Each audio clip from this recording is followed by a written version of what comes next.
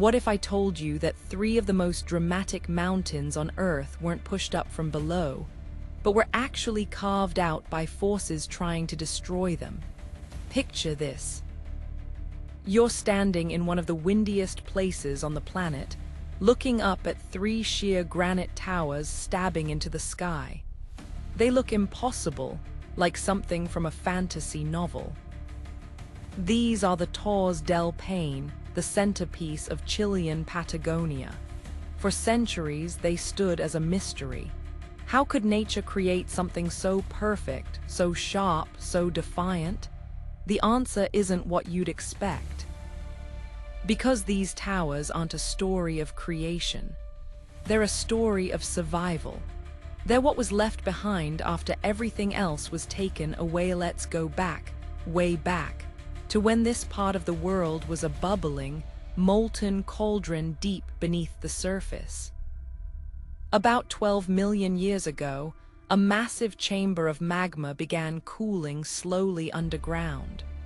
This wasn't just any rock, it was granite, a material known for its strength, its resistance, its stubborn refusal to erode easily. For millions of years, this granite lay buried, hidden under layers of softer rock, waiting. Then the earth began to shift. Tectonic forces pushed the land upward, exposing this buried granite to the sky. But that was only the beginning. The real sculptors were still to come. Ice and wind now. Imagine a world of ice. Glaciers, some over a mile thick, began grinding their way across this landscape.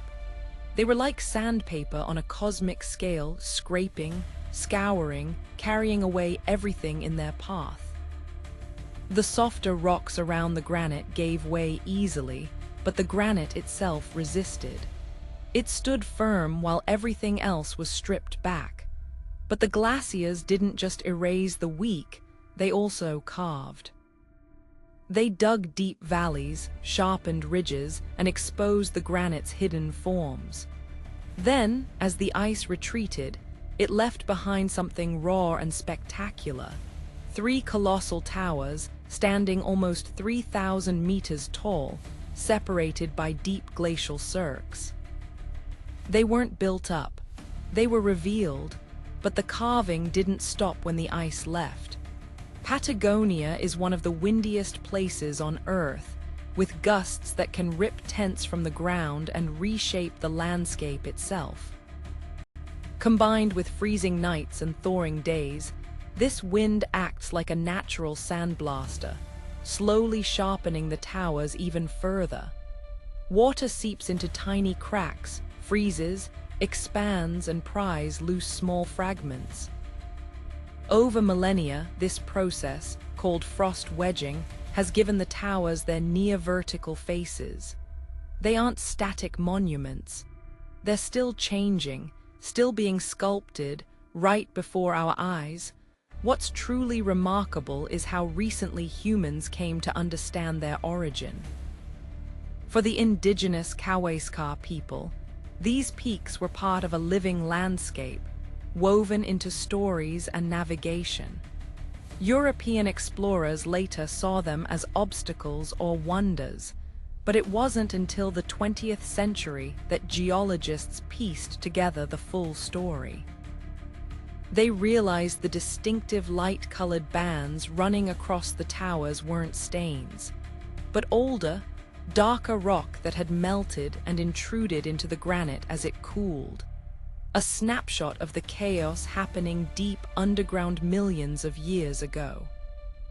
These bands are like pages in a geological diary, telling a story of heat, pressure, and time today.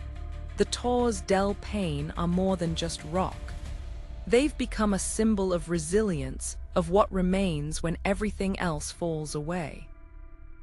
They stand in a national park that protects not only them, but also glaciers, lakes, and unique wildlife like guanacos and Andean condors. But they're fragile. Climate change is causing the region's glaciers to retreat at an alarming rate, altering the very forces that carved these towers.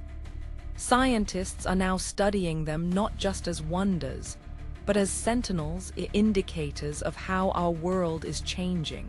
So the next time you see an image of those three iconic peaks, remember, you're not looking at mountains that grew upward. You're looking at what endurance looks like in rock form. They are the proof that sometimes the most beautiful things aren't what we add, but what we manage to preserve.